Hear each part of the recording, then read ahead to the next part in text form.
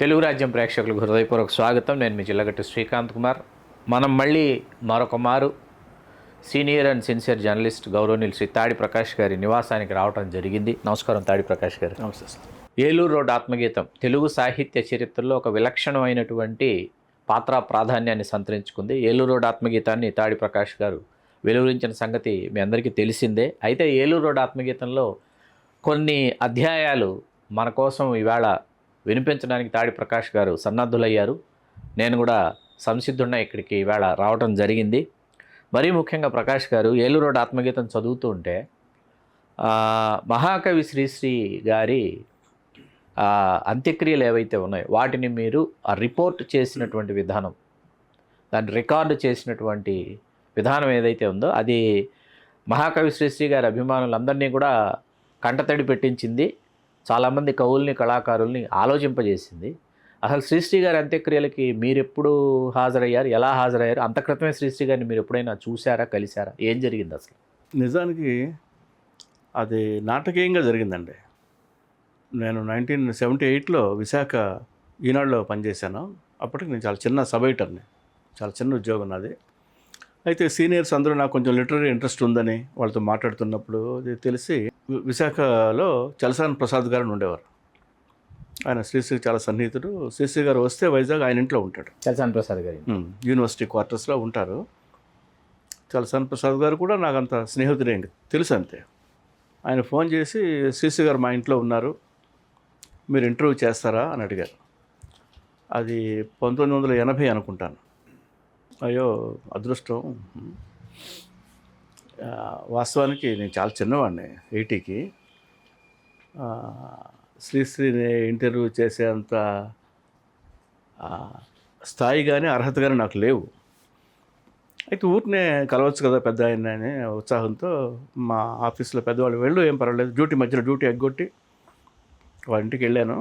శ్రీశ్రీ గారు చాలా ఆర్డినరీగా ఉంటాడు. ఆయన మహాకవిలాగా ఉండడు, రచయితలాగా ఉండడు. చాలా ఒక చిన్న బనీని వేసుకొని లొంగి కట్టుకుని కూర్చున్నారు మంచం మీద ప్రశాంతంగా. నేను నమస్కారం పెట్టి కూర్చుని మాట్లాడితే ఆయన ప్రశ్నలకి సమాధానం చెప్పడంలో చాలా స్పెషలిస్ట్ ఆయన శ్రీశ్రీ గారు. అంటే ఆయన ప్రశ్నలు జవాబులు జ్యోతిలో వచ్చాయి చాలా కాలం. అవి చాలా హిట్లు అవి. ఆయన రిపార్టీ అంటాం కదా, ఆ క్విక్ రిపార్టీ శ్రీశ్రీది. నాకు గుర్తున్నవి, ఒకసారి ఎండమూరి వీరేంద్రనాథ్ అని అడిగారు శ్రీశ్రీని. వేడి వేడి పెసరట్టు అన్నాడు. అంటే 10 నిమిషాల్లో చల్లారిపోతే ఏం బాగోదు అనేది దాని అంత షార్ప్గా అంటాడు. ఒక్క వాక్యం అంటాడు. ఒకసారి పిచ్చిరెడ్డి అనే ఒక ఆయన జ్యోతిలో శ్రీశ్రీ గారిని ప్రశ్న అడుగుతూ, శ్రీశ్రీ గారు మీ మహాప్రస్థానం కంటే తెలంగాణ ముందు మాట బాగుందని అనుకుంటున్నాను, మీరేమంటారు అన్నాడు. నువ్వు సార్థక నామధేయుడివి అన్నాడు ఆయన. పిచ్చిరెడ్డి అలా చాలా బాగా అంటాడు ఆయన. నేను ఆయన చూస్తే ఏంటంటే భయపడేంత పరిస్థితి, పర్సనాలిటీ కాదు ఆయన, మామూలు ఆర్డినరీ. కనుక ఈజీగానే మాట్లాడాను, అన్ని ప్రశ్నలకి సమాధానాలు చెప్పాడు. చాలా చాలా ఆనందం కలిగింది. ఎందుకంటే ఎప్పటి నుంచో చదువుకుంటున్నాము.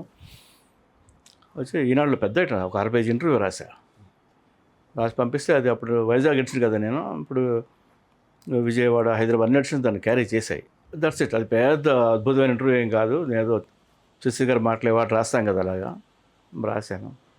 అది తర్వాత 82లో ఈనాడు తిరుపతి ఎడిషన్ వచ్చిందండి. నేను తిరుపతిలో పనిచేస్తున్నప్పుడు మా ఇన్ఛార్జి పెద్ద రచయిత కేఎన్వై పతంజలి గారు, ఆయనకి ఏదో పిలుపు వచ్చింది హైదరాబాద్ నుంచి, రామోజీరావు ఆఫీస్ నుంచి పిలుపండి, మీరు 2-3 రోజులు హైదరాబాద్లో ఉండాలి, వర్క్ ఉంది మీకు, సీనియర్స్ని పిలుస్తున్నారు అంటే ఆయన వెళ్తే నేనే ఇన్ఛార్జిని. మర్నాడు శ్రీశ్రీ గారు చనిపోయారు. మర్నాడు చనిపోతే అప్పుడు మా డెస్క్లో మంచి టీం ఉండేది. నామిని సుబ్రహ్మణ్యం నాయుడు, దాట్ల నారాయణమూర్తిరాజు, మురళి, ఏ మురళి అయినా మేర్లపాక మురళి అంటే వాళ్ళ ముగ్గురిని పిలిచి నేను కూర్చొని అందరం ఒక్కో ఐటెం రాద్దాము అని చెప్పి, ఈ లోపల ఒక రిపోర్టర్ని పిలిచి మద్రాసు ఆరుద్రకి ఫోన్ బుక్ చేయను. అప్పట్లో ఫోన్ బుక్ చేసుకోలేదు, ట్రంకాలు బుక్ చేయి. ఆరుద్ర గారు లైన్లోకి వచ్చారు. ఆయనతో మాట్లాడడం కూడా చాలా బాగుంటుంది. ఇలా ఈనాడు నుంచి అండి శ్రీశ్రీ గారి గురించి ఏమన్నా అని అన్నా అంతే. ఆయన ఏమి హలో గిల్లో కూడా ఏమనుకుంటా శ్రీశ్రీ నా మిత్రుడు, శ్రీశ్రీ నా శత్రుడు అని బిగించేశాడు. ఇది చిన్న సంతాపం. అది అంత పేపర్లో పెట్టి హడావిడి పడి నేను ఎప్పుడో శ్రీశ్రీ గారితో కలిసి రాయగడ వెళ్ళా ఒక సాహిత్య సమావేశానికి. మీరు వెళ్ళారు? అప్పుడే శ్రీశ్రీ గారు లండన్ పర్యటన ముగించుకొని వచ్చాడు. ఆయన మంచి ఎల్లో పట్టు చొక్కా లాంటివి వేసుకుని బ్లాక్ టెరికాట్ ప్యాంట్ వేసుకుని చాలా బాగున్నాడు ఆయన. అప్పుడు ఒక ఫోటోగ్రాఫర్ని, నేను ఈనాడులో పనిచేస్తాను, నాకు మంచి ఫోటోగ్రాఫ్ తీసివు, ఇప్పుడు ఎప్పుడైనా వాడతానని చెప్పి అది ఉంచా నా దగ్గర ఇంట్లో. శ్రీశ్రీ గారు చనిపోయినప్పుడు వాడడం కోసం ఉంచా. ముందు ఆయన చనిపోయిన వార్త తెలియగానే ఇంటికి పరిగెత్తుకుంటూ ఇలా ఫోటో పట్టుకొచ్చా. అదే ఫస్ట్ పేజీలో పెట్టి ఏదో నిప్పులు చిమ్ముకుంటూ నింగి ఎగిరిపోయిన శ్రీశ్రీ మన హెడ్డింగ్ ఏదో పెట్టి ఇలా మహాకవి అస్తమించారని కన్నీళ్ళతో తెలియజేస్తున్నామని రాసి రాత్రి పేపర్ ఇచ్చేసి ఇలాగ మద్రాసు దగ్గరే వెళ్ళాలి. అప్పుడు నామిని చాలా క్లోజ్గా ఉండేవాడు, చిన్నవాడు నామిని, అంత పెద్ద పేరు లేదు అప్పటికి. ఉదయంలో చేరిన తర్వాత నామిని సుబ్రహ్మణ్యం నాయుడు గారు తెలిసింది. ఇద్దరం గబగబా రేణుగుంట నుంచి బయలుదేరి తిరుపతి బస్ స్టాండ్కి వెళ్ళి బస్ ఎక్కాం.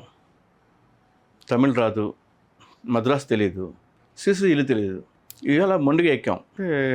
బస్సు బయలుదేరిన 10 నిమిషాలుగా అటు ఇటు చూస్తుంటే బ్యాక్ సీట్లో త్రిపురనేని మసూదన్ గారు ఉన్నారు. అమ్మయ్య బాగానే ఉంది, సేవ్ అయ్యాం అనుకుని ఆయన అడిగాను. నేను తీసుకెళ్తాను పదండి అన్నాడు. ఆయన శ్రీశ్రీ ఇంటికి పట్టుకెళ్ళాడు. అయితే మామూలుగా ఏమనుకుంటాం, శ్రీశ్రీకి ఉన్న ఇమేజ్.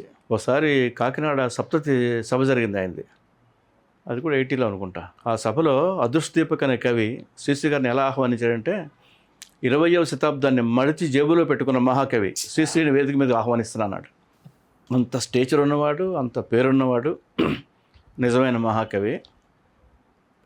అంత్యక్రియలు అంటే ఇక మనం అసలు చూడగలం చూడలేమో, ఎన్ని వేల మంది ఉంటారో, అసలు చూడగలం, గందరగోళం ఉంటుంది అని అనుకుని వెళ్తే ఏమీ లేదు అక్కడ. అలాంటివి చాలా ఆర్డినరీగా ఒక 50 మంది లేదా 60-70 మంది ఉన్నారేమో. మద్రాసు కనుక కొద్దిమంది సినిమా వాళ్ళు. చాలామందికి రాయని విషయము, తెలియని విషయం ఏముందంటే, అంత్యక్రియలు నేనేదో కవర్ చేయడం సరే, నేను చెప్పుకోవచ్చు శ్రీశ్రీ కవర్ చేశాను. అసలు అంత్యక్రియలు చేసినవాడు దాసనారాయణ గారు. మొత్తం బాధ్యత అంతా భుజాన్ని వేసుకొని దాసనారాయణ గారు అక్కడ నించొని అందరికీ అన్ని పనులు పురమాయించి, శ్రీశ్రీ గారి వైఫ్ సరోజన్తో మాట్లాడి, ఇతర పెద్దలతో మాట్లాడి ఏమేం చేయాలి, దండలు ఎవరు పట్టాలి, మొత్తం ఆయన అంతసేపు నించొని ఉన్నాడు అక్కడ, కూర్చోాలి. నవతా కృష్ణరాజు గారు వచ్చారు, మాదల రంగారావు వచ్చి ఎర్రజెండా కప్పాడు. చూడడం మాత్రం ఒక లైఫ్ టైం ఎక్స్పీరియన్స్. అది పెద్ద ఐస్ బ్లాక్ మీద శ్రీశ్రీ బాడీ అలా పెట్టిందనమాట. నేను రాసినప్పుడు కూడా హిమాలయాన్ని తల కింద దిండులా పెట్టుకుని నిద్రపోతున్న అగ్నిపర్వతంలో ఉన్నాడు శ్రీశ్రీ అని రాశాను. చాలా బాగుంది ఆ ఎక్స్ప్రెషన్ అని చాలామంది రివ్యూ చేసిన వాళ్ళందరూ రాశారు. అది సరే, అది కూడా రాసాం. మామూలుగా అంత్యక్రియలు పెద్ద విశేషంగా ఏం కాదు. అయితే ముందు నాకు నచ్చింది ఏంటంటే, ఆ పాడి ఎత్తినప్పుడు ముందు ఆరుద్ర గారు నించున్నారు ఒకవైపు, మరో పక్క నేనున్నా, ఎవరు లేరు అక్కడ. ఉన్నా సరే చడుకుని రాలేదు, నేను పట్టుకుని ఉన్నాను అనమాట. ఉంటే ఒక 10 నిమిషాలు నడిచాము. ఫోటోగ్రాఫర్ ఫోటోలు చేస్తున్నారు. శ్రీశ్రీ గారు అబ్బాయి వాడు ముందు నడుస్తున్నాడు, వాళ్ళు వీళ్ళు జోహార్ శ్రీశ్రీ అంటున్నారు. చడుకున్న పెద్ద ఆయన వచ్చి వెనక్కి దగ్గరగా నన్ను వెనక్కి దోసి ఆయన పట్టుకున్నాడు. ఆయన త్రిపురనేని మహారథి, దగ్గరే శ్మశాన వాటిగా వెళ్ళారు. అయితే విషయం ఏంటంటే, శ్రీశ్రీ గారు చాలా కాలానికి ముందే ఒక వీలునామా లాంటిది రాశాడు. ఎట్టి పరిస్థితుల్లో నాకు సంప్రదాయ ప్రకారం అంత్యక్రియలు చేయకండి, నా బాడీ అక్కడ ఉంటుంది, మీరు ఏడవండి, నాకు అభ్యంతరం లేదు, కానీ నా బాడీని విశాఖపట్నంలో కేజీహెచ్కి ఇవ్వండి అని ఆయన రాశాడు. అది వాళ్ళు పడడం లేదు. తమిళ బ్రాహ్మణ సంప్రదాయం ప్రకారమే ఆయన అంత్యక్రియలు జరగాలని సరోజ గారు పట్టుబట్టారు. దాని ప్రకారం చేశారు. ఆఖరికి కుదరలేదు. అది రాసి అప్పుడు సితార్ ఆఫీస్కి వెళ్ళి అది రాశా. సితార్ ఆఫీస్లో ఒక క్యాబిన్లో కూర్చొని రాస్తున్నప్పుడు మధ్యలో చిన్న కత్తిని అడ్డుంది. అవతల ఎవరో పెద్ద ఆయన కూర్చున్నట్టు తెలుస్తుంది. మనిషి కనిపించదు కానీ ఒక షాడో లాగా కనిపిస్తుంది. నాకు కాఫీ ఇచ్చిన సితార్ ఆఫీస్ బాయ్తో ఆయన ఎవరు అని అడిగా. వేటు సుందరామూర్తి గారండి అన్నాడు. ఆయనకి సితార్ ఆఫీస్లో ఏం పని అన్నా. శ్రీశ్రీ గారు చనిపోయారు కదా సార్, ఎయిటోలు రాయమన్నారు ఆయన్ని, ఆయన ఎయిటోలు రాస్తున్నాడని చెప్పాడు. ఆయన ఎయిటోలు రాస్తున్నాడు, నేను రిపోర్ట్ రాశాను, అంతిమేత రిపోర్ట్ రాశాను. వచ్చా అదంతా ఫస్ట్ పేజ్లో పెట్టి మర్నాడు బాగా చేసాము. ఆ, రామోజీరావు ప్రత్యేకంగా నాకు పర్సనల్ మెసేజ్ పంపించాడు. చాలా బాగా కవర్ చేసిన తిరుపతి ఎడిషన్, శ్రీశ్రీకి తగిన గౌరవం ఇచ్చారు, మీరు ఇలాగే కంటిన్యూ చేయండి మేము అని అభినందిస్తూ ఆయన సంతకం పెట్టి లెటర్ పంపించాడు. సార్, రామోజీరావు గారు అభినందించారని చెప్పారు. అభినందించిన రామోజీరావు గారు ఆ సమయంలో, అంటే మీరు ఈనాడులో మీరు ఒక వెలుగుతున్న సమయం అది, ఒకానొక సమయం అంటారు ఎవరి జీవితంలో అయినా, ఒక ప్రైమ్ టైం అంటారు, అట్లాంటి ఒక ప్రైమ్ టైం. ఆ ప్రైమ్ టైంలో మీరు, కేఎన్వై పతంజలి గారు, నాయని సుబ్రహ్మణ్యం నాయుడు గారు, డాక్టర్ నారాయణమూర్తిరాజు గారు, మేర్లపాక మురళి గారు, ఇట్లా ఇత్యాదులతో మీరు కలిసి పనిచేశారు. అయితే మీరు ఆత్మగీతంలో రామోజీరావు గారి ఇంట్లో ఒక పెంపుడు కుక్క పిల్లలాగా నేను తిరుగుతూ ఉండేవాడిని అన్నారు. అలా ఎందుకు అనాల్సి వచ్చింది? ఏంటి దాని అర్థం ఏంటి? అంటే మేనేజ్మెంట్ ఏం చెప్తే వాళ్ళకి అనుకూలంగా రాస్తాం కదండి ఎప్పుడైనా సరే. ఇప్పుడు మేము ఉన్నప్పుడే ఎన్టీ రామారావు ఎలక్షన్ క్యాంపెయిన్, ఆయన ప్రసంగాలు ఈనాడు వాళ్ళే రాశారు, మేం కాదు కానీ హైదరాబాద్లో వాళ్ళు రాశారు. గజ్జల మల్లారెడ్డి గారు కూడా రాశారని అనుకుంటున్నాను. అంటే అప్పుడు రామోజీరావు గారు వాళ్ళు ఎలా ప్లాన్ చేశారంటే, ఇవాళ నెల్లూరులో మీటింగ్ అనుకోండి, నెల్లూరు ఎన్టీ రామారావు ఏం తెలియదు, అంటే గ్రౌండ్ రియాలిటీ కానీ పాలిటిక్స్ కానీ తెలియాల్సిన అవసరం కూడా లేదు, మనకు కూడా తెలియకపోవచ్చు కదా. ఇప్పుడు శ్రీకాకుళం సమస్యలు అంటే మనకు కూర్చొని తెలియకపోవచ్చు. అక్కడ వెళ్ళి మాట్లాడే ముందు ఆయనకి ఫీడ్ చేశారు, నెల్లూరులో ఈ సమస్యల గురించి మాట్లాడాలి, ప్రజలకి ఇవి ముఖ్యం అని, కడపలో ఇవి మాట్లాడాలి అని ముందే ఫీడ్బ్యాక్ అంటాం కదా ఇచ్చేవారు. అలా మాట్లాడాడు. కనుక మనకి ఇష్టం ఉన్నా లేకపోయినా, నేనే కదా, ఏ జర్నలిస్ట్ అయినా సరే, పెద్ద పెద్ద ఎడిటర్లు అయినా సరే, మేము ఇంకా చిన్న స్టేజ్లో ఉన్నప్పుడు మేనేజ్మెంట్కి అనుకూలంగా రాయాల్సిందే కదా. దాని గురించి అలా అన్నాను. అంతేగాని అంటే మీ చేత అసలు హెడ్లైన్స్ కూడా మీ చేత పెట్టించారు రామోజీరావు గారని. నచ్చదని కాదు, ఏమైనా బాగుంటే సెలెక్ట్ చేసుకునేవాడు. చాలాసార్లు నా శీర్షికలు బాగున్నాయని చెప్పేవాడు. నాకు చాలా ఎక్కువ అనవసరమైన పేరు ఉండేది ఈనాడులో. ఎవరైనా మంచి అవసరమైన పేరు, ఎవరైనా మంచి హెడ్డింగ్ పెట్టి సరే ప్రకాశే పెట్టుంటాడు అని ఇలా కూడా నేను చెప్పేవాడు కాదు, నేను పెట్టలేదు. 5-6 ఏళ్ళు ఎంజాయ్ చేస్తాం ఈనాడులో మాత్రం. వర్క్ కల్చర్ ఉండేది రామోజీరావు వల్ల అక్కడ. ఒక భయం లాంటి, క్రమశిక్షణ లాంటి ఒక బాధ్యత పని చేయటం, ఇలాగా ఆ వర్క్ మీదే ఉండేవాళ్ళు. అది ఫ్యూచర్లో చాలా ఉపయోగపడింది. అది తర్వాత అంటే ఇది పునాది అనమాట, బలమైన పునాది వేసింది మీకు అనుకోవాలి. ఆ బలమైన పునాది మిమ్మల్ని ఉదయంలోకి తీసుకొచ్చింది, విహంగ వీక్షణం చేయించింది ఉదయంలో. ఉదయంలోకి వచ్చిన తర్వాత మీరు రిపోర్ట్ చేసినటువంటి అద్భుతమైనటువంటి రిపోర్ట్స్లో కారంచేడు ఉదంతం. కారంచేడు యాక్చువల్గా ఐడియా ఏంటంటే, ప్రకాశం జిల్లా దళితులు చచ్చిపోయారు, ఆ హత్యాకాండ చేసిన వాళ్ళు కమ్మాస్. కనుక ఈనాడు, జ్యోతి దాన్ని పెద్దగా ప్రాధాన్యం ఇవ్వవు, లేదా అండర్ప్లే చేస్తాయి. అప్పుడే వచ్చింది ఉదయం 85 జూలై 17 కారంచేడు సంఘటన జరిగింది. అంటే 6 నెలలు, ఉదయం 84 డిసెంబర్ 29. అందుకని ఒక 6 నెలలు అయింది. కనుక మాకు ఒక ఛాన్స్ అది. Of course it's a terrible atrocity. దాన్ని ఫోకస్ చేసి దాని వార్తలు బాగా వేస్తే పాపులారిటీ కూడా ఉంటుంది. మా ఉత్సాహానికి, మా సరదాకు తోడు ఏబికే ప్రసాద్ గారు 3 ఎడిటోర్స్ రాశాడు వరుస పెట్టి రోజు. కారంచేడు కండకావరం 1, 2, 3 ఆయన గట్టిగా రాశాడు. మేము అది ఫ్లాష్ చేసాం వార్తని. అప్పుడే కత్తిపద్మరావు పెద్ద హీరోగా ఎమర్జ్ అయ్యాడు. ఆయన నిజంగా గట్టి ఫైట్ చేశాడు, చదువుకున్నవాడు బాగా. దాదాపు అది దళితోద్యమానికి ఒక అస్తిత్వాన్ని ఇచ్చిందని అనుకోవచ్చు కారంచేడు. ఎగ్జాక్ట్లీ అండి. అట్లాగే ఆ దళితులు ఎవరైతే ఉన్నారో, దాదాపు దళితులు అందరి చేతుల్లో కూడా ఆ రోజుల్లో ఉదయం దినపత్రికలు ఉండేవి, పట్టుకొని తిరుగుతూ ఉండేవాళ్ళు అందరూ. మీరు వెళ్ళారు కదా, మీరు వెళ్ళారు, కారంచేడు వెళ్ళారు. అసలు ఏం జరిగింది ప్రకాష్ గారు అసలు మీకు గుర్తున్నంతలో? అది అందరికీ తెలుసు, బాగా రాశారు, డిబేట్ కూడా జరిగింది. ఒక చిన్న చెరువు దగ్గర, నీళ్లు పట్టుకునే దగ్గర సువార్త అమ్మ అనే ఒక అమ్మాయి ఒక బిందుతో నీళ్ళ కోసం వెళ్తే, ఆ మంచినీళ్ళ చెరువులో ఒక 2 పశువుల్ని కడగటమో నీళ్లు పట్టుకుని చేస్తున్నారు ఇద్దరు. వద్దని చెప్పింది ఆ అమ్మాయి. వద్దని చెప్తే వాళ్ళు ఏంటి మాదిగలు చెప్పేదని ఉంటుంది కదా, అగ్రకులం అవటం వల్ల వాళ్ళు రెక్లెస్గా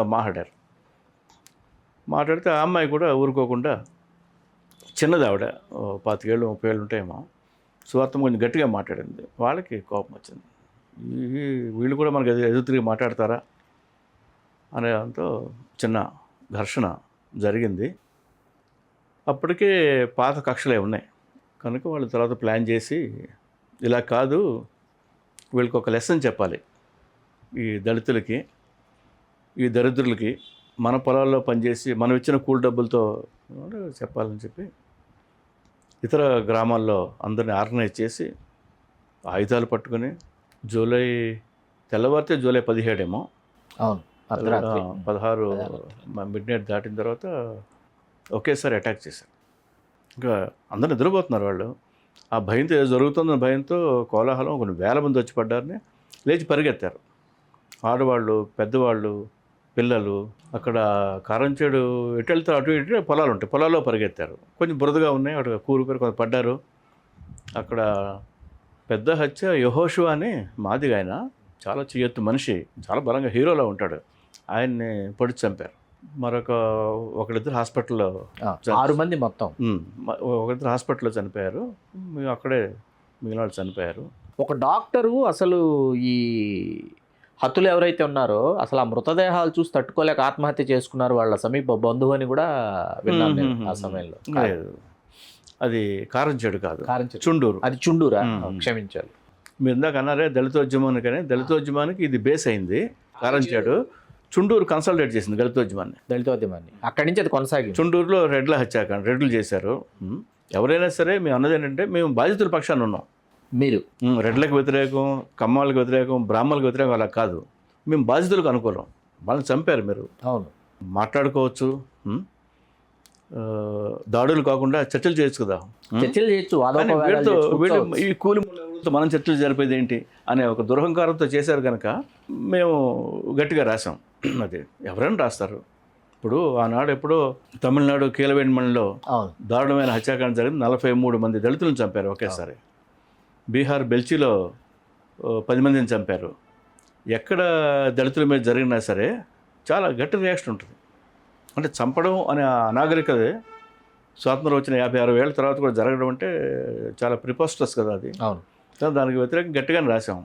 చుండూరు నేను రాశాను, చుండూరు వెళ్ళాను, ప్రతిరోజు చుండూరు వెళ్ళి వచ్చాను నేను. కీలన్మేన్మణి అలాగే కారంచేడు ఏవైతే ఉన్నాయో ఈ వరుస సంఘటనలు, ఆ సమయంలో జరిగినటువంటి ఆ సంఘటనల సమాహారమే వెట్రిమారన్ రూపొందించిన అసురన్. అవును, దానిని తెలుగులో వెంకటేష్ గారు దాన్ని నారప్పగా తీసుకొచ్చినప్పుడు, అంటే ఈ కుటుంబాలు, ఏ వెంకటేష్ గారి ఇంటి పేరు ఏదైతే ఉందో ఆ కుటుంబాల వాళ్ళు కూడా కారంచేడులో, వెంకటేష్ గారి రామానాయుడు గారి కారంచేడు, ఆ కుటుంబాల వాళ్ళు కూడా ఇన్వాల్వ్ అయి ఉన్నారనేది ఒక ఇది. దానిలో భాగంగానే మన దగ్గుబాటి వెంకటేశ్వరరావు గారి తండ్రి గారి హత్య, దగ్గుబాటి చెంచురామయ్య గారి హత్య. కానీ ఆయనకేం సంబంధం లేదు, ఆయన అమాయకులని దగ్గుబాటి వెంకటేశ్వరరావు గారు పలు సందర్భాల్లో ఆయన ప్రస్తావించడం జరిగింది. అమాయకుడే అయి ఉండొచ్చండి ఆయన, చెంచురామయ్య గారు. మనం కూడా దాన్ని ఒప్పుకుందాం. చనిపోయిన వాళ్ళు ఎవరు? దళితులు, నిరాయుధులు పరిగెత్తి పారిపోతున్నారు ఇళ్లలోంచి ప్రాణభయంతో. వాళ్ళు అమాయకులే కదా. ఏదన్నా ఒక హత్యాకాండ, ఒక దుర్మార్గం జరిగినప్పుడు దానికి రియాక్షన్ హేతుబద్ధంగా, న్యాయంగా అలా ఉండదు. బయటపడి రోడ్డు మీద కొడుతుంటారండి, ఎవరో వచ్చి పెద్ద గ్యాంగ్, ఎవరిని కొడుతున్నారు వాళ్ళు, ఎవరో వాళ్ళు చచ్చిపోతారు అందులో. కనుక ఆయన మంచి ఆయన కావచ్చు, నాకేం అభ్యంతరం లేదు. ఆయనకేం తెలియకపోవచ్చు, అమాయకుడు కావచ్చు, అది పీపుల్స్ వాళ్ళు చేసిన పని. అవును, దళితులు చేసిన పని కాదు. అంటే ముఖ్యమంత్రి వియ్యంకుడు కాబట్టి ఆ సమయంలో చర్యకు ప్రతిచర్యలాగా అది ప్రతిధ్వనించాలని పీపుల్స్ వారు చేసినటువంటి చర్య. ప్రకాష్ గారు, తర్వాత ఆత్మగీతం చదువుతూ ఉంటే అసలు భానుమతి గారి ముందు మాట్లాడే సాహసం కూడా, సాధారణంగా ఎన్టీ రామారావు గారు, నాగేశ్వరరావు గారు కూడా ఆవిడ ముందు మాట్లాడే సాహసం కూడా స్వేచ్ఛగా చేసేవారు కాదని సినిమా పరిశ్రమలో రకరకాలుగా విన్నాం, మేము చదువుకున్నాం. అట్లాంటిది మీరు ఏకంగా భానుమతి గారి ముందు మీరు ఆవిడ పాడిన పాటే మీరు పాడి వినిపించారంట. అసలు ఏంటి ఆ సంగతి? ఇందులో విశేషం ఏమీ లేదండి, మీరు చెప్పింది పూర్తిగా 100% కరెక్ట్. అయితే భానుమతి యంగ్ డేస్ అవి. భానుమతి హీరోయిన్గా కాకుండా హీరోగా వెలుగుతున్న రోజులు అవి. నాగేశ్వరరావు కూడా కొంచెం కంగారు పడుతున్న రోజులు. నేను ఆవిడ ఇంటర్వ్యూ చేసింది 95లో, 96లో, 92లోనే. ఇప్పుడు పెద్ద ఆవిడ అయిపోయింది. ఆవిడ అయినా స్థాయి, బహుముఖ ప్రజ్ఞాశాలి అయింది, అందులో అవన్నీ లేదు. కానీ కాదు, ఆవిడ కొంచెం మెల్లో డౌన్ అవుతాం ఏజ్తో పాటు. అంత అగ్రెసివ్గా ఉండరు. దట్టు ఎవరో తెలియదు, మేము ఎవరో కుర్ర జర్నలిస్టులు వచ్చారు మాట్లాడుతూ ఉన్నారు. అయితే నేను చిన్న ట్రిక్ చేయడం వల్ల కూడా ఆవిడ చాలా ప్రేమగా మాట్లాడింది. ఎందుకంటే మల్లీశ్వరిలో మనసున్న మల్లెల మాలడూగనే పాట ఈ తరానికి తెలుసు అని ఆవిడ అనుకోలే. ఓ నేను ఆ పాట పాడినా అని అడిగా. మీకు అది తెలుసు అని. అదేంటంటే చాలా గొప్ప పాట కదా తెలుసు అంటే, కృష్ణశాస్త్రి గారు రాశారు అంటే ఆవిడ కొంచెం ఆశ్చర్యపోయింది. నాకే గుర్తులేదయ్యా అనేది నాతో. నాకు మొత్తం పాట అంతా వచ్చండి అన్న. అంటే అప్పుడేది అంటే ఏమంటావు బాను మనం పాట ఏంటి మళ్ళా లక్కీగా అందిస్తే ఆవిడ పాడారు. తర్వాత ఇంకేమడిగినా చెప్పారు, సమాధానం ఇచ్చారు. నేను మద్రాసు ఈ హిందూ నేషన్ లాంటి దరిద్ర పత్రికల గురించి నాకు తెలుసు కనుక ఫస్ట్ భానుమతి ఇంటర్వ్యూ ప్రారంభించడానికి ముందే ఒక మాట చెప్పాను. అమ్మా మీ మీద గౌరవంతో ప్రేమతో మీ రచనలు చదువుకున్న వాళ్ళుగా మీ సినిమాలు రాస్తాం, ఇంటర్వ్యూ చేస్తున్నాం, కానీ ఒక్క నెగిటివ్ మాట కూడా ఉండదు, అంత పాజిటివ్గా రాస్తాము. పెద్ద దినపత్రికలో ఆంధ్రభూమి, డెక్కన్ క్రానికల్ రెండింటిలో మీ ఇంటర్వ్యూ వస్తుంది అని చెప్పాము ముందే. మీరు స్వేచ్ఛగా ఏమన్నా మాట్లాడవచ్చు అని. ఎన్టీ రామారావు నాగేశ్వరరావు అని గట్టిగా అనింది. ప్రకాష్ గారు, అసలు ఈ తరం దాదాపుగా మర్చిపోయినటువంటి ఒక మహారచయిత పెద్దబొట్ల సుబ్బరామయ్య గారు. ఆయనతో మీకు అసలు వెలకట్టలేని జ్ఞాపకం ఉంది మీకు. దాని గురించి ఒకసారి వినాలి. యాక్చువల్గా నాదంతా డ్రమటిక్గా జరిగిన విషయాలేనండి. సుబ్బరామయ్య గారు is a too big a writer. ఆయన మా అన్నయ్య మోహన్ ఫ్రెండ్. ఆయన మోహన్ గారి నాకు అప్పుడు సోదు రామ్మోహన్ అని వీళ్ళు కొంచెం సిపిఐ పార్టీలో ఉండటం వల్ల కూడా ఆయన విశాలాంధ్రకు వస్తూ ఉండేవాడు ఈవినింగ్స్ విజయవాడలో. విజయవాడలో ఆయన railway college Telugu lecturer. Mohan దగ్గరికి కాలక్షేపానికి వచ్చేవాడు. అలా మోహన్ దగ్గర చాలామంది వస్తుంటారు, అలాగా వచ్చేవాడు. ఎప్పుడైనా సరే మోహన్ వాళ్ళు ఉద్యోగాలు కదా వాళ్ళు, అప్పుడు ఆయన నన్ను ప్రిఫర్ చేసేవాడు అని కబుర్లు చెప్పి. అలా ఏలూరు రోడ్డు మీద ఆయనతో నడవటం కానీ ఆయనతో కలిసి కూర్చోవడం చాలా బాగుండేది. ఆయనతో ఉన్న గొప్పతనం ఏంటంటే ఆయన ఒక పెద్ద రైటర్ అని అలా ఉండదు మాట్లాడినప్పుడు. చాలా ఆర్డినరీగా ఈజీగా మాట్లాడతాడు. చటుక్కున షేక్స్పియర్ గురించి చెప్తాడు, చటుక్కున వాల్ట్ విట్మన్ అంటాడు. ఆయన బాగా చదువుకున్నవాడని తెలుస్తుంది ఆయనతో ఉంటే. చిన్నవాళ్ళం కనుక మాకు తెలిసేలాగా అర్థమయ్యేలాగా పెద్ద మనసుతో మాట్లాడేవాడు. ఇట్స్ ఎ గ్రేట్ ఎక్స్పీరియన్స్ ఆయనతో. చాలా ఏళ్ళు ఉన్నాం ఆయనతో పాటు. మారుతినగర్లో ఎస్ఆర్ఆర్ కాలేజీకి సంబంధించిన లెక్చరర్స్ అందరూ ఉండేవారు. లెక్చరర్స్ అంటే విశ్వనాథ సత్యనారాయణ గారు ఉండేవాడు. పక్కిల్లు మాది, ఒక గోడ ఉండేది మారుతినగర్లోనే. నేను ఇల్లు చూసాను. విశ్వనాథ్ కొడుకు పావన్ శాస్త్రి నాకు బాగా ఫ్రెండ్. నేను విశ్వనాథ్ని ఎన్నోసార్లు చూశాను. అయితే అప్పుడు ఏంటంటే పాతకాలం వాడు వీడు అంతా వెనక్కి నడుద్దాం అంటాడు, మనంతా ప్రోగ్రెస్ విప్లవం అని అమాయకంగా అనుకున్నాను. మరీ 18 ఏళ్ళు విశ్వనాథ్తో మాట్లాడే పని నేను మాట్లాడలేను. నేను ఆయనతో విశ్వనాథ సత్యనారాయణ నాకు కూర్చొనే ఉండేవాడు. చిన్న పంచి లాంటిది కట్టుకొని కింద నేల మీద కూడా కూర్చొని ఉండేవాడు. వాళ్ళ మనవరాలతో ఆడుకోవడం మా గోడ మీద చూస్తే కనిపించేవాడు ఆయన. ఆయన దాటుకొని ఆయన ఇంట్లోకి వెళ్ళి నేను కాఫీ తాగి వచ్చేవాడిని. అది మాట్లాడినందుకు తర్వాత ఒక్కసారైనా అరే మాట్లాడితే బాగుండేది అనిపించింది? ఒకసారి కాదు, 100 సార్లు అనిపించింది. యారగెన్స్, అది కుర్రతనం, అది యారగెన్స్ కూడా కాదు. అంటే అప్పుడు శ్రీశ్రీ వెర్రిలో ఉన్నాం. తనికెళ్ళ భరణి గారు అంటారు కదా, శ్రీశ్రీ గారేమో ఆవకాయ అన్నం, విశ్వనాథ సత్యనారాయణ గారు పెరుగు అన్నం అని అంటారు. శ్రీశ్రీ ఇది తనికెళ్ళ భరణి గారు అన్న. ఇది అంత సింప్లిఫై చేయకూడదు. చెప్పడానికి చమత్కారంగా బాగుంటుంది కానీ that is not that simple. తర్వాత అసలు మీరు ప్రారంభించడమే ఈశ్వరలక్ష్మి గారి పాటతో ప్రేమలో పడ్డారా, గొంతుతో ప్రేమలో పడ్డారా? దానిలోకి మళ్ళీ రావిశాస్త్రి గారిని తీసుకొచ్చారు. ఏంటి ఆ కలగా పొలగం చేశారు కదా? ఊరినే సరదాకి ఒక జక్స్టపోజ్ చేయడం ఉంటాం కదండి. రెండు ఒక విషయాలు చెప్పినప్పుడు దాన్ని ఇంకొక హైలైట్ చేయడం కోసం ముందు దేనితోనో ప్రారంభించడం సరదాగా చేస్తాం అలాగా. అది నేను ఎంత అన్యాయంగా మొదలుపెట్టానంటే, అవి నేను ఈశ్వరలక్ష్మితో లేచిపోదామని ప్లాన్ చేస్తున్న రోజులు అని రాశాను.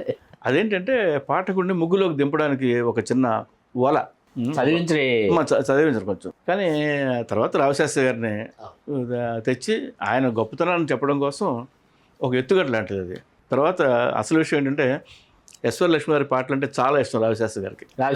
బాగా అభిమాని ఆయన. ఎప్పుడు ఈశ్వరలక్ష్మి పాటలు వినేవాడు అది ఆయన. అందుకని అలా చాలా విషయాలు నేను ఆర్టికల్ రాసినప్పుడు అంటే మీరు మంచి పాయింట్ అడిగారు. ఎలా అంటే కన్వెన్షనల్గా ఉండకూడదు అనేది నాకు ఆర్టికల్ రాసినప్పుడు.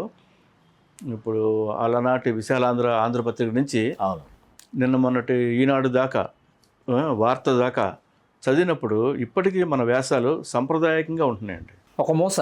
ఒక మోస వార్తలు అలాగే ఉంటున్నాయి, అలా ఉంటాయి. కొంచెం డిఫరెంట్ రాసేవాళ్ళు లేరని కాదు, కొద్దిమంది ఉన్నారు. అలాగా just to make a difference. ఇలా ఇలా ఎందుకు అనకూడదు? మొన్న ఒక ఆవిడ, ఓ పెద్ద ఆవిడ, చదువుకున్న ఆవిడ ఏలూరు ఆత్మగీతం గురించి కోట్ చేస్తూ, ఈ పుస్తకం చదివితే నాకు చాలా ఆశ్చర్యం వేసింది. ఖాదర్ మొహిద్దీన్ ఇంకో గౌస్ అనే ఇద్దరు కవుల గురించి ప్రకాష్ రాస్తూ, వాళ్ళిద్దరూ లేత మేక మాంసం లాంటి కవులను రాశాడు, ఇలా కూడా అనొచ్చా అనుకున్నా. నేనేంటంటే వాళ్ళు మంచి కవులు, ముస్లిమ్స్ అనే ఉద్దేశంతో చిన్న చమత్కారం వేసాను అనమాట. అలా అలా ఎందుకు రాయకూడదు అంటే రాయొచ్చు అలాగా. ఇప్పుడు శ్రీశ్రీ గారు కాదేది కవితకు అనర్హం అన్నప్పుడు ఇక్కడ కూడా ఈ ఉపమానాలు ఉపమేయాలు ఏవి కూడా అనర్హం కాదు, వాడచ్చు. కొంచెం కొత్తగా చెప్పే ప్రయత్నం చేశాను, అది నచ్చింది చాలా మంది కూడా. నాకు బాగా అద్భుతం అనిపించింది ప్రకాష్ గారు నిజంగా ఆత్మగీతంలో. కోవిడ్ సమయంలో విడుదలై బెస్ట్ సెల్లర్గా ఇవాల్టికి నిలిచినటువంటి ఆత్మగీతం. మొన్న 2024 బుక్ ఫెస్టివల్లో కూడా బెస్ట్ సెల్లర్స్లో ఆత్మగీతం తన స్థానాన్ని అది కాపాడుకుంది ఆ పుస్తకం.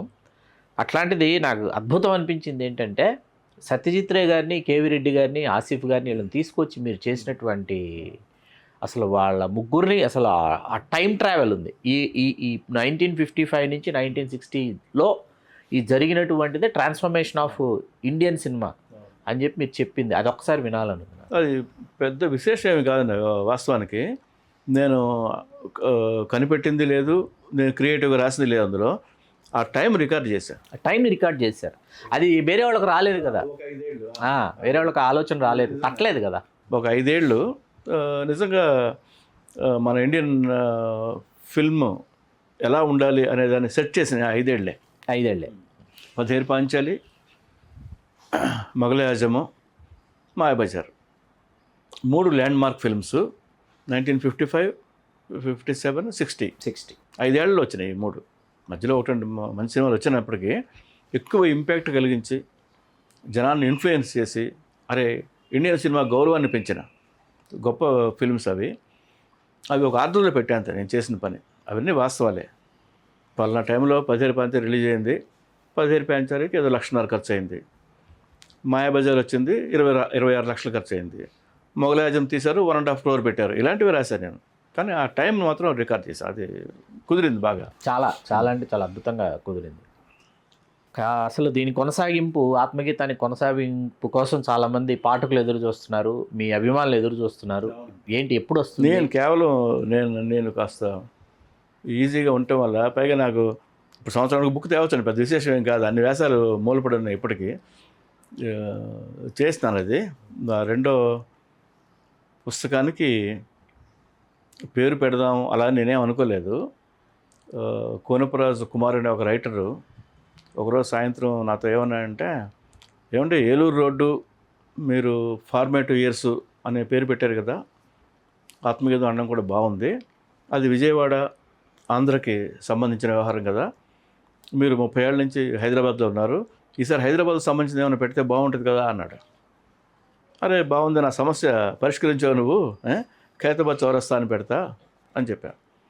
అదేంటి అని అడిగాడు. 1977లో ఖైరతాబాద్ చౌరస్తాలో ఆటో దిగి ఈనాడులోకి వెళ్ళామంటే, అది ఒక జ్ఞాపకం, మంచి జ్ఞాపకం. తర్వాత అక్కడ ఖైరతాబాద్లోని ఈనాడు ఆఫీస్ ఎదురుగానే మన ప్రెస్ క్లబ్. అవును, ఇవాళకి అరుంధతి రాయ్ దగ్గర నుంచి బాలగోపాల్ గారి దగ్గర అంత చాలామంది పెద్దవాళ్ళని ప్రెస్ క్లబ్లో కలిసాము. ఈవినింగ్స్ వెళ్ళినప్పుడు చాలా పెద్దవాళ్ళు అక్కడ కలిశారు. ఇప్పటికీ ఆ చుట్టూనే ఉన్నాం. ఇప్పుడు నేను సోమాజిగూడలో ఉన్నాను, అంటే right behind the press club.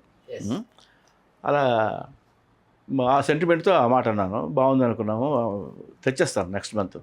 Me Facebook writings కావచ్చు, లేకపోతే వెబ్సైట్స్లో ఈ మధ్యకాలంలో మీరు రాస్తున్నటువంటి రచనలు కావచ్చు, ఇవన్నీ కూడా పెను దుమారాన్ని సృష్టిస్తున్నాయి. మరి ముఖ్యంగా కల్కి గురించి మీరు ఆ సినిమా విడుదలైన వెంటనే రాసింది, కానీ మరీ ముఖ్యంగా ఇటీవల సృజనాత్మక సింగినాదం, కళాత్మక దొంగవేషం, పుష్ప 2 గురించి మీరు రాసినటువంటి ఆ వ్యాసం ఏదైతే ఉందో, ఏంటి మీరు సృజనాత్మక సింగినాదం, కళాత్మక దొంగవేషం అంటే ఏంటి ప్రకాష్ గారు? ఒకసారి వినాలను. ఇప్పుడు కల్కి కానీ దేవర కానీ రీసెంట్గా వచ్చినవి ఇవన్నీ దొంగ వేషాలే. ఎందుకంటే ఈవెన్ మాయాబజార్ కూడా నేను దొంగ వేషం అని రాశా. ప్రజల్ని సక్సెస్ఫుల్గా మోసం చేశామని కేవీ రెడ్డి, మార్కస్ పింగళ బారెట్లే నాగేంద్రరావు గారు, మార్కస్ బారెట్లే సెలబ్రేట్ చేస్తున్నారని చేస్తున్నారు. రాశాను. అంతే కదా, సినిమా అంటే నువ్వు బాగా మల్టీ కలర్లో మోసం చేయగలగాలి. ఓ పాట పెట్టి, ఒక డ్యాన్స్ పెట్టి, ఒక ఫైట్ పెట్టి. మనం ఎక్కువ దొంగ సినిమాలే కదండి, ఎందుకంటే డబ్బుల కోసం చేస్తారు. డబ్బుల కోసం తీసేటప్పుడు ఆ దొంగ వేషాన్ని బాగా వేయమని అడుగుతున్నాం మనం, అంతే. ఇప్పుడు గుండమ్మ కథ ఎందుకు చూసాం, మన మిస్సం ఎందుకు చూసాము, బాగుందనే కదా. బాగుంది. అవేమి అత్యుత్తమ కళాఖండాలు ఏం కాదు, కానీ మనల్ని ఎంటర్టైన్ చేసినాయి. మంచి జోకులు, మంచి యాక్టింగు, కొంచెం సంస్కారవంతమైన సినిమాలు, చీప్గా లేకుండా. వీళ్ళు ఇప్పుడు వచ్చేయన్నీ చీప్గా ఉండే సినిమాలే. ఇవే బాగా తీయండి, దొంగ వేషమే వేయండి, అది కళాత్మకంగా ఉండాలి. కళాత్మక దొంగ. మీరు సింగినాదే చూపించండి, అది కొంచెం సృజనాత్మకంగా ఉండాలి. అలా ఉంటే అల్లు అర్జున్ నటన గురించి మీకు ఏమనిపించింది? సినిమా చూశారు కదా, చూసి రాశారు మీరు. నేను కాదండి, నా ఒపీనియన్ కాదు. ఆ సినిమా ఇన్ని వందల వేల కోట్లు కలెక్ట్ చేసింది, జనాలకు నచ్చింది. నేను చెప్పింది అదే. On the very first day BBC వాళ్ళు అడిగారని నేను పొద్దున్న 5 సినిమా చూసి 10 రివ్యూ రాశాను. అందులో నేను చాలా ఎర్లీగానే చెప్పాను, నార్త్ని ఈ సినిమా ఊపేస్తుంది. ఎందుకంటే నార్త్ మనం కొంచెం సస్యశ్యామలమైన అడ్వాన్స్డ్, సౌత్ అనేది కల్చరల్గా కానీ మనం కాస్త ఎత్తులో ఉన్నాం. నార్త్ చాలా పావర్టీ, బీహార్ కానీ, యూపీ కానీ, రాజస్థానం, చాలా హర్యానా దరిద్రపు స్టేట్స్. అంటే తిండి చాలా పేదరికము, అన్ఎంప్లాయ్మెంటు, గూండాయిజము, రౌడీలు. మనకు లేరని కాదు, అక్కడ ఎక్కువ ఉంటుంది. అక్కడ దానికి ఆ ల్యాండ్కి అప్పీల్ చేస్తే నాకు అనిపించింది చూడగానే. ఎందుకంటే ఇన్ని భాషల్లో రిలీజ్ చేస్తే ముందే చెప్పారు కనుక డెఫినెట్గా. పైగా మనకి ఈ బాలీవుడ్ అనే హిందీ సినిమా పరిశ్రమ ఎంత సహాయం చేసిందంటే, వీళ్ళు ఎందుకంటే అన్ని 5 స్టార్ జీవితాలు, అన్నీ పెద్ద పెద్ద భవనాల్లో, భవంతుల్లో, విదేశీ లొకేషన్లు, డ్యాన్సులు, పాటలు, వాళ్ళ ప్రేమ కథలు, అలా అవి ఎక్కువ. మంచి సినిమాలు తీరేదండి, చాలా మంచి తీశారు. కమర్షియల్ సినిమా, ఈ యానిమల్ లాంటి సినిమాలు ఇలా చేస్తున్నప్పుడు కాస్త రియలిస్టిక్గా అనిపించింది పుష్ప. జనం దాన్ని ఎంజాయ్ చేశారు. ఆ రఫ్గా ఒక విలేజరు, అంత ట్రాన్స్ఫర్మేషన్. అలా ఒక తెరచంద్రం దొంగలమ్మవాడు ఎప్పుడు అంత మహారాజా అయిపోయి సీఎంనే మార్చడు, కానీ అది కన్విన్సింగ్గా తీశాడు సినిమాలు జనానికి. ముఖ్యంగా ఆ సినిమా గురించి అల్లు అర్జున్, సుకుమారు ఇలా మాట్లాడారు, కానీ అందరూ ఆ సినిమా గురించి మాట్లాడుకోవాల్సిన వాడు మిరోస్లావ్ కూబా అనే ఫోటోగ్రాఫర్, సినిమాటోగ్రాఫర్. ఆయన చాలా గొప్ప ఫోటోగ్రాఫరు. ఫిలింఫేర్ అవార్డు కూడా వచ్చినట్టుంది. 1కి వచ్చింది. అది it's a commercial, out and out commercial movie. అది ఎంటర్టైన్ చేసింది, జనాన్ని కూర్చోబెట్టింది. 3.5 గంటలు కూర్చోవడం చిన్న విషయం కాదుగా అస్సలు. 3 గంటల 45 నిమిషాలు ఇప్పుడు రీలోడెడ్తో. ప్రకాష్ గారు ఏలూరు రోడ్ ఆత్మగీతం రాశారు, ఖైరతాబాద్ చౌరస్తా త్వరలో వస్తుంది. రచయితలందరూ అప్పట్లాగే అందరూ కలుసుకోవడం కానీ, మాట్లాడుకోవడం కానీ, ముచ్చటించుకోవడం కానీ, ఒకరి జీవితాల్లోకి మరొకరు తొంగి చూసుకోవడం కానీ, ఆ పుస్తకాలను ప్రేమించడం కానీ, ఈ అక్షరాలతో ప్రయాణం చేయడం కానీ ఇంకా కొనసాగుతోందంటారా? ఎక్కడైనా అడ్డుకట్టపడిందని అనుకుంటున్నారు? కొనసాగుతూనే ఉందండి. అయితే ఇప్పుడు ఏంటంటే బాగా డివైడెడ్ సొసైటీ అండి. సాహిత్యపరంగా డివైడ్ అవ్వడం అంటే ఒక అభిజయ రచయితల సంఘం ఉండడం, విప్లవ రచయితల సంఘం ఉండడం, అలా కమ్యూనిస్టుల ఇన్ఫ్లుయెన్స్ ఎక్కువ ఉండడం జరిగింది. ఈ టైంని పోస్ట్ కమ్యూనిస్ట్ ఇన్ఫ్లుయెన్స్ టైం అండి. ఇది బాగా తగ్గింది కమ్యూనిస్ట్ ఇన్ఫ్లుయెన్స్. తగ్గిన తర్వాత అస్తిత్వ ఉద్యమాలు వచ్చాయి కదా, మహిళలు, దళితులు, ముస్లిమ్స్, మేము అని అందరూ వచ్చారు. ఇప్పుడు కొంచెం క్యాస్ట్ ఇంపాక్ట్ పెరిగింది, బాగా పెరిగింది. అది మన అలాంటి వెనుకబడిన సమాజాలకి చాలా సహజమైనవంటి ఇవన్నీ. ఈ అయ్యో కులమా, కులతత్వం అని అనుకోకర్లే మనం. అన్ని చోట్ల ఉంది, అందరికీ ఓపెన్గా ఉంది. అది ఉన్నప్పుడు ఉండని కొంతకాలం ఉంటుంది, తగ్గుద్ది మహా అయితే. మన వాళ్ళు అమెరికా వెళ్ళి కూడా కుల సంఘాలు పెడుతుంటే మనమేం చేయగలమా? ఈ మధ్యకాలంలో మీరు చదివిన పుస్తకాలు లేకపోతే కలిసిన మనుషులు, వాళ్ళ గురించి ఒకసారి వాటి గురించి తెలుసుకోవాలని ఉంది. నేనైతే కథలు బాగా చదివాను ఈ మధ్యకాలంలో. రాయడం కోసం కూడా చదివాను, నా కోసం కూడా చదివాను. నాకు జూపాక సుభద్ర గారి రచనలు బాగా నచ్చాయి. ఆవిడ గునుగు పూలు అని ఆంధ్రజ్యోతిలో సండేలో కాలం రాసింది. ఒక 1 year రాశారు ఆవిడ. సింగరేణిలో ఈ పేద మాదిగల బతుకులు, ఆ ఆకలి, ఆ దరిద్రం, చాలా గొప్ప ఎక్స్ప్రెషన్ ఆవిడది. చాలా బాగా రాశారు. ఆవిడ కాకుండా ఇంకా డాక్టర్ గీతాంజలి గారని ఆవిడ తెలంగాణ. ఈ మోహన్ రావు ఉన్నాడు చూడండి అనే ఒక బుక్ రాశారు. అందులో 12 కథలు ఉన్నాయండి. 12 కదా. ఎక్కువగా డొమెస్టిక్ వైలెన్స్కి సంబంధించిన విక్టిమ్స్ ఆవిడ పెద్ద డాక్టర్ ఆవిడ. ఆ కథలు ప్రజెంటేషన్ నాకు చాలా బాగా అనిపించింది. మోస్ట్ పవర్ఫుల్గా జీవితాన్ని చూడడము, ఆ పర్సెప్షను, దాన్ని చాలా మంచి వచనంలో చాలా ఎఫెక్టివ్గా చెప్పగలగటం. నేనైతే ఆశ్చర్యపోయా. 12 కథలు, 12 అణుబాంబుల పేర్లేండి. నేను అలాంటి సంకలనం చాలా ఏళ్ళు నేను చదవలేదు. ఏమైనా కొన్ని మంచి వచ్చి ఉండొచ్చు, కానీ అంత బ్లాస్టింగ్గా ఉండేవి, అంత గట్టిగా రాయగలగటం. కానీ ఆవిడ బాగా చదువుకున్న ఆవిడ ఇంగ్లీష్ పోయిటరీ కూడా ట్రాన్స్లేట్ చేస్తున్నారు. ఆవిడకి హిందీ, ఉర్దూ కూడా తెలుసు అనుకుంటాను. చాలా చాలా బాగుంది. అలాగే ఆవిడ రషీద్ జహాన్ అనే ఒక పాత ఉర్దూ రచయిత్రి. ఆవిడ కథలను ట్రాన్స్లేట్ చేశారు, 12-13 కథలు. దాని పేరు, ఆ పుస్తకం పేరు ఆమె కాలిపోయింది. అవి ఇలాంటివే. ముస్లిం ఇళ్ళల్లో ఉండే దరిద్రం, అక్కడ ఆడవాళ్ళ ట్రాజడీ, వాళ్ళు ముస్లిమ్స్ 2-3-4 చేసుకోవడం, ఈ భార్యను నెగ్లెక్ట్ చేయడం కానీ, కొట్టడం కానీ, మన ఇళ్ళ అన్నిళ్ళలో కూడా ఉంటాయి అవి. అయితే పర్టికులర్గా రషీద్ జహాన్ గారు, ఆవిడ ముస్లిం కనుక పాతకాలపు కమ్యూనిస్టు ఆవిడ. 1952లో ఆవిడకి ఆరోగ్యం బాగోపోతే మాస్కోలో హాస్పిటల్లో జాయిన్ చేసి అక్కడ చనిపోయింది ఆవిడ. 52 నాటికి లేదు ఆవిడ. అయితే ఆవిడ ఎవరికి తెలియదు. అవి గీతాంజలి గారు ట్రాన్స్లేట్ చేశారు. అద్భుతం. గీతాంజలి గారి అసలు పేరు భారతి, పెన్నేం గీతాంజలి రాస్తారనమాట. అంటే ఒకప్పుడు గుడిపాటి వెంకటచలం గారు రాస్తే ఎలా కంగు తిని షాక్ తిని అమ్మో ఏంటిది ఇలా అని అనుకున్నామో అంత ఎఫెక్టివ్గా రాశారు గీతాంజలి గారు. ఈ మోహన్ రావు ఉన్నాడు చూడండి, దాంతోపాటు ఇవి మిగతా అలా ఆవిడ చాలా పుస్తకాలు, 10 books ఉన్నాయి ఆవిడవి. She's a prolific writer. అవి చాలా బాగా అనిపించాయి. ఈ మధ్యకాలంలో రైటర్ సర్కిల్స్లో కావచ్చు, ఆర్టిస్టుల సర్కిల్లో కావచ్చు, బాగా వినిపించిన పేరు తాడి ప్రకాష్ గారు. ఎందుకంటే మీ అన్నయ్య ఆర్టిస్ట్ మోహన్ గారికి మీరు ఇచ్చినటువంటి నివాళి ఏదైతే ఉందో, ఆర్ట్ ఎగ్జిబిషన్ గురించి అందరూ చర్చించుకుంటున్నారు. అన్ని చోట్ల అందరూ దాని గురించి మాట్లాడుకుంటున్నారు. ఎలా జరిగింది అది? యాక్చువల్గా నేను మోహన్ బుక్స్ తెద్దామని మామూలుగా నేను ఏదైనా స్లో చటుకుని చేయను. అది అయితే ఆర్టిస్టులు, మా అన్న దగ్గర 20 ఏళ్ళు 25 ఏళ్ళు ఉన్నవాళ్ళు, చాలా కాలం స్నేహం ఉన్నాడు మోహన్తో. వాళ్ళందరూ కూర్చొని అనుకున్నారు యాక్చువల్గా మనం ఏమైనా చేద్దాం మోహన్ గారి కోసం అనుకున్నప్పుడు, ముఖ్యంగా సాక్షి కార్టూనిస్టు, క్యారికేచరిస్టు శంకర్ గారు, మోషే డయన్ అని చీరాల వాటర్ కలర్ పెయింటరు, అలాగే ఇక్కడ లోకల్గా చిత్ర, ఇంకా చాలామంది, అందరూ నాకు చాలా ఏళ్ళుగా తెలిసిన వాళ్ళే. వాళ్ళందరూ కూర్చొని చిన్న మీటింగ్ లాగా మనం ఏమన్నా చేద్దాం అనుకున్నారు. నేను మీకు ఏం కావాలన్నా చేస్తాను, సహకరిస్తాను అని అడిగాను.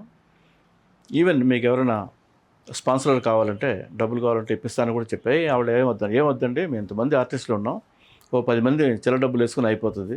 ఎందుకంటే జేఎన్టీయు యూనివర్సిటీ మనకు ఫ్రీగా ఇస్తారు హాలు, దేనికి ఛార్జ్ చేయట్లేదు, మోహన్ గారు అందరికీ తెలుసు కనుక అన్నారు. దానికి సంబంధించిన మంచి పాయింట్ ఏంటంటే 50 మంది మోహన్ పోర్ట్రేట్లు వేశారండి. 50 మంది. ఒక పెద్ద ఆర్టిస్టు ఈనాడులో పనిచేసి రిటైర్ అయ్యారు, ఏదో ఆనంద్ ఆయన పేరు. ఆయన అన్నాడు, ఏబిబిఎస్ ఆనంద్ గారు అనుకుంటా, ఆయన అన్నాడు అనమాట, ఇలా ఇంత గౌరవం ఏ తెలుగు చిత్రకారుడికి దక్కలేదండి. వాస్తవం. 50 మంది వేయడం ఏంటి, ఆయిల్ పెయింటింగ్లు వేశారు, వాటర్ కలర్ వేశారు, లైన్ డ్రాయింగ్ వేశారు, క్యారికేచర్ వేశారు, పైగా ఎవరు బొమ్మని వేసిందని వాళ్ళే ఫ్రేమ్ చేయించుకొని పట్టుకొచ్చాడు పెట్టారు. అబ్బా. నేను మోహన్ ఒరిజినల్స్ ఇచ్చాను, అంటే కొన్ని కార్టూన్లు, కొన్ని లైన్ డ్రాయింగ్స్, అవన్నీ వాళ్ళు ఫ్రేమ్ చేయించి పెట్టారు. బాగా జరిగింది ఎగ్జిబిషన్. అందరూ వచ్చారు, పెద్దవాళ్ళు అందరూ వచ్చారు. నాకైతే ఐ ఫెల్ట్ వెరీ హ్యాపీ. గోరటంకన్ గారు వచ్చి 2 పాటలు పాడారు. మామూలు ఇంకా పెద్ద పెద్ద వాళ్ళతో వచ్చారు. మరి ముఖ్యంగా జేఎన్టీయు వైస్ ఛాన్సలర్ గంగాధర్ గారు వచ్చి ఆయన లైవ్ పోర్ట్రేట్ సెషన్ పెట్టించి ఆయన చాలా కోఆపరేట్ చేశారు. ఆయన మంచి ట్రిబ్యూట్ మోహన్కి, అది ఫిట్టింగ్ ట్రిబ్యూట్. సార్, పత్రికా రచనలో శిఖర సమానులు అనదగినటువంటి వ్యక్తి గౌరవనీయులు శ్రీ ఏబికే ప్రసాద్ గారు. ఆయనతో కలిసి మీరు ఈనాడులో ఉదయంలో కలిసి మీరు ప్రయాణం చేశారు. ఏబికే ప్రసాద్ గారి మీద ఒక అద్భుతమైనటువంటి పుస్తకం రాబోతోందని, అది మీరు రాస్తున్నారని జర్నలిస్ట్ సర్కిల్స్లో వింటున్నాం. ఏం జరుగుతోంది, ఎంత దాకా వచ్చింది? అది ఏబికే గారి the life and times of ABK Prasad దాని పేరు అనే బుక్ నేను రాస్తున్నానండి. ఆయన ఆత్మకథ లేదా జీవిత చరిత్ర అలాంటిది. లేట్ ఎందుకైందంటే, ఒకటి నాకు అవి ఇవి రాసే పని ఉండటం వల్ల, ఇంకోటి అది ఊరినే ఏబికే పలానా ఊళ్ళో పుట్టారు, ఆయన వయసు ఇంత, ఉదయంలో అలా డేట్లు రికార్డ్ చేయడం కాదండి. కాదు, ఆయన ఒక బ్రేక్ తెచ్చాడు తెలుగు జర్నలిజానికి. అది కూడా డ్రామాటిక్గానే జరిగింది. ఎందుకంటే ఈనాడు నుంచి ఆయన బయటకు వచ్చినప్పుడు అది పర్సనాలిటీ క్లాష్ రామోజీరావు గారితో, అది అందరికీ ఉంటుంది. అయితే వీళ్ళిద్దరు పెద్ద పర్సనాలిటీలు కనుక చెప్పుకుంటాం. తర్వాత ఉదయం పెడతారని ఎవరు అనుకోలేదుగా. దాసనారాయణ సినిమా డైరెక్టర్ ఆయన, ఆయన డైలీ పేపర్ పెడతారని ఎవరు అనుకుంటారు? వీళ్ళు యాక్సిడెంట్గా కలిశారో మరి అనుకున్న కలిశారో ఓ మాట అనుకొని ఉదయం పెట్టారు. ఇట్స్ ఏ ఫ్యాంటాస్టిక్ థింగ్ ఉదయం రావటం అనేది. ఎందుకంటే 1984కి న్యూస్ పేపర్ ఎక్స్పెండిచర్ విపరీతంగా పెరిగిపోయిందండి. ప్రతిరోజు కొన్ని లక్షల న్యూస్ పేపర్లు ప్రింట్ చేసి మొత్తం ఆంధ్రప్రదేశ్ తెలంగాణ అంతా పంచాలంటే it's not a small thing. చాలా పెద్ద డబ్బులు ఇలా కింద మురికాలలో పోయటమే, కోట్ల రూపాయలు. పైగా ఉదయం గురించి చాలామందికి తెలియంది, ఫస్ట్ ఫుల్లీ కంప్యూటరైజ్డ్ పేపర్ అండి ఉదయం. చాలా సోఫిస్టికేటెడ్ మెషినరీ, చాలా ఖరీదైన ప్రింటింగ్ ప్రాసెస్, చాలా ఖరీదైన మెషిన్లు. ఈనాడు అలాంటి మెషినరీ లేదు అప్పటికి. ఈనాడు చాలా పాత మెషిన్ల మీద నడుస్తుంది అప్పటికి. ఉదయం వచ్చిన కొత్తలో చూస్తే ఈనాడు వెలవెలిపోయేది. అంటే ఆ న్యూస్ ప్రింట్ కానీ, అవును నాకు గుర్తుంది. ఉదయం white news print, multi colour printing, చాలా బాగుంది. Advanced technology ఉదయంది. సౌండ్ వస్తుందా? ఉదయం తర్వాత వార్త వస్తుందని కూడా ఎవరు అనుకోలేదు. ఎందుకంటే వాళ్ళేదో వ్యాపారస్తులు, గిరీష్ సంఖ్య వాళ్ళు న్యూస్ పేపర్ గట్రా పెట్టే ఉద్దేశం ఉందని అయితే అనుకోను. ఏబికే గారు మాట్లాడి ఇన్స్పైర్, ఎందుకంటే ఆ వార్త ల్యాండ్ ఏబికే ప్రసాద్ గారిది. ఆ ల్యాండ్ 1200 గజాలు అనుకుంటున్నాను, లోయర్ ట్యాంక్ బండ్లో ఉంది. విజయభాస్కర్ రెడ్డి ముఖ్యమంత్రి ఏబికేకి ఇచ్చారు. అది ల్యాండ్ ఉంది, అది మంచి ప్లేసు, మనం పేపర్ పెడదామని వాళ్ళతో మాట్లాడారు ఏబికే గారు. నాకు ఏబికే గారు చెప్పారు. కనుక వార్త ఇంకా సోఫిస్టికేటెడ్గా వచ్చింది. సైజ్ కానీ దురదృష్టవశాత్తు అది మొదలుందని, అంటే ఒక నేను ఇందాక అన్నట్టుగానే ఒక ఈనాడు వచ్చేసరికి విశాలాంధ్ర, సిపిఐ అనే ఒక పార్టీ చాలా బలంగా ఉన్నాయండి, గట్టిగా. అక్కడి నుంచి ఎక్కువ మంది జర్నలిస్టులు వచ్చారు ఈనాడులోకి కానీ ఇతర పేపర్లకు కానీ. విశాలాంధ్ర నుంచి వెళ్ళారు ఎక్కువ, అంటే సిపిఐ వాళ్ళు అనుకోండి ఓవరాల్గా. అది ఉదయం వచ్చేసరికి ఆ ఇన్ఫ్లుయెన్స్ తగ్గి ఏబికే గారు ఏం చేశారంటే, ఈయన కొంచెం ప్రో నక్సలైట్ పీపుల్స్ వారు బెంట్ ఉన్న ఆయన కనుక, ఈయన సృజన, అరుణతార ఇలాంటి పత్రికల్లో కవితలు రాసిన, వ్యాసాలు రాసిన కుర్రాళ్ళని అందరిని పట్టుకొచ్చాడు. దానివల్ల అంటే అప్పటికి అంటే విప్లవోద్యమంతో డిసప్పాయింట్ అయిన వాళ్ళు ఉదయంలో జాయిన్ అయ్యారు. అయితే వాళ్ళకి కాస్త చదువు, సంధ్య, డొక్కశుద్ధి ఉన్నాయి వాళ్ళు. కనుక వాళ్ళు బాగా రాశారు వ్యాసాలు. అంటే మంచి వాక్యం రాయటం, మంచి ఎక్స్ప్రెషన్ కోసం తాపత్రయపడడం, కాస్త కవిత్వం తెలిసి ఉండటము, అవి మంచి వచనం రాయడానికి ఉపయోగపడి అది అందుకే నా ఉదయాన్ని ప్లస్ అయింది. దాదాపు అదే టీము వార్తకు వచ్చింది. కనుక బాగా ఉన్నాయి. అయితే రెండు దురదృష్టవశాత్తు రెండు మూతపడినాయి. వార్త ఏదో నడిపిస్తున్నారు, వార్త నామకే వస్తే. అలా ఏబికే గారి మీద రాబోతుంది. కాకపోతే డేట్స్ రికార్డ్ కొంచెం నేను చెప్పాను, ఆయన కూడా చెప్పాను, నేను టైం తీసుకుంటానంటే. ఆయన చాలా పెద్ద మనసుతో నువ్వు వీలినప్పుడే రాయని చెప్పారు ఆయన. ఎందుకంటే ఆయన ఒక 20 పుస్తకాలు ఉన్నాయంటే ఏబికే గారు ఆయన రాసినవి. వాటి నుంచి తీసుకోవాలి. అట్ ది సేమ్ టైం ఆయన ఇప్పుడు 90 అండి, 90 ఏళ్ళు. ఆయన 1956 నుంచి పేపర్లో పనిచేస్తున్నాడు. దాన్ని ప్రాపర్గా రికార్డు చేయాలి, ఏదో మామూలుగా వ్యాసాల్లో రాయకూడదు. కనుక అది ఒక 2 నెలలు ఎంతో ఇంకా తలపేసి కూర్చొని జైల్లో ఉన్నట్టుగా కూర్చొని రాయాలి. రాస్తేనే పని జరుగుద్ది, అది తప్పకుండా రాస్తాను. సార్ బి నరసింహరావు గారు మీరు స్నేహితులా లేకపోతే ఎట్లాగ అసలు అదేంటి? B Narasimharao he's too big a man, a towering personality. మా అన్నకి స్నేహితులు సార్ వీళ్ళంతా. మరి మోహన్ గారికి ఎవరి పేరు తీసుకొచ్చి మా అన్నకు స్నేహితులను ప్రారంభిస్తున్నారు మీరు? అందుకు వాళ్ళ మాత్రం వల్ల నాకు తెలిసారు. మోహన్ గారి వల్లే తెలిసి నన్ను కూడా హలో అనేవారు అంతే మిమ్మల్ని. వాళ్ళకి నీళ్ళు ఇవ్వడమో టీ ఇవ్వడమో చేసి కూర్చునేవాడిని, మాట్లాడేవారు. ఇప్పుడు అలా అయితే శ్రీనారాయణ రెడ్డి గారు వచ్చినా మోహన్ కోసం వచ్చేవారు, వరవరరావు కూడా మోహన్ కోసం వస్తారు, బాలగోపాల్ గారు మోహన్ కోసం వచ్చేవారు. నేను ఆఫీస్లో ఉండేవాడిని కనుక వీడు ఆఫీస్ బాయ్ అని చాలామంది అనుకునేవారు. నేను అలాగే హ్యాపీగా ఉండేవాడిని, అలా వింటూ ఉండేవాడిని. చాలామంది మీ అబ్బాయి పెళ్ళికి కూడా వచ్చారు కదా? వచ్చారు, 4 గంటలు మాట్లాడారు ఆయన. బాగా చదువుకున్న ఆయన, సినిమాలు తీయటం కానీ ఆర్టిస్ట్ కానీ చాలా గొప్ప ఎక్స్పీరియన్స్ ఉన్నవాడు, మంచి కవి, మంచి ఆర్టిస్టు, హిస్టోరియన్ కూడా ఆయన. Art historian.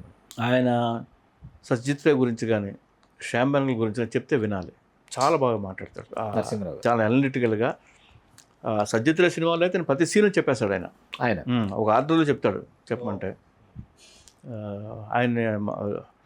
ఆయన అడిగాను ఆయన గురించి ఏమైనా రాద్దామనే ఉద్దేశంతో. వాళ్ళ అబ్బాయి వాళ్ళు ఒక 8 గంటలు ఎంతో రికార్డ్ చేశారట ఆయన ఎక్స్పీరియన్స్. అవి తెలుగు రాజ్యం ప్రేక్షకులకి తాడి ప్రకాష్ గారు ఆత్మగీతంతో మొదలుపెట్టి ఖైరతాబాద్ చౌరస్తా వరకు మనల్ని వేళ ఒక సాక్షాత్కార దర్శనం చేయించారు. మరొకసారి మరిన్ని జ్ఞాపకాలతో తెలుగు రాజ్యం ప్రేక్షకుల్ని పలకరించడం జరుగుతుంది. ఈ జ్ఞాపకాలు మిమ్మల్ని ఎంతగానో అలరించాయని ఆశిస్తూ మీ చిల్లగట్టు శ్రీకాంత్ కుమార్. చాలా సంతోషం ప్రకాష్ గారు. Please do subscribe to Telugu Rajyam channel. Please do subscribe to Telugu Rajyam channel. Please do subscribe to Telugu Rajyam channel. Hi అండి, నేను మీ ఆర్పీని, నెల్లూరు పెద్దారెడ్డి చేపల పులుసు ఓనర్ని. మీరు తెలుగు రాజ్యం అనే ఈ యూట్యూబ్ ఛానల్ సబ్స్క్రైబ్ చేసుకుని మంచి మంచి వీడియోలతో వస్తారు. Thank you so much. Hi people, I'm Sonakshi Verma and you please watch Telugu Rajyam and please subscribe to the channel.